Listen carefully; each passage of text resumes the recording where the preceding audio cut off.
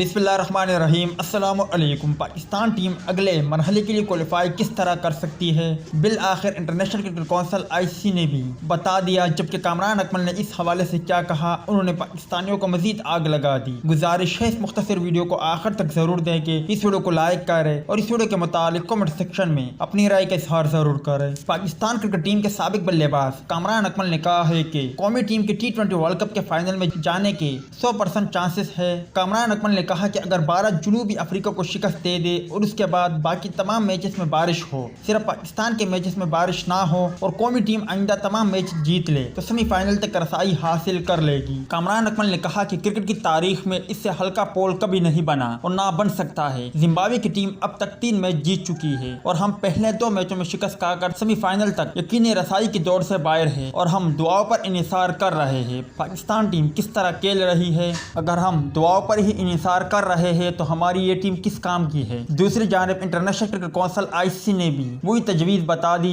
कि अगर भारत जनूबी अफ्रीका को शिकस्त दे दे और पाकिस्तान अपने तमाम मैचों में कामयाबी हासिल करे या फिर इंडिया को जनूबी अफ्रीका के हाथों शिकस्त हो और बांग्लादेश के हाथों शिकस्त हो, उसके बाद पाकिस्तान क्रिकेट टीम और इंडिया के रन रेट का जायजा लिया जाएगा। उसके बाद पाकिस्तान टीम क्वालिफाई कर सकती है।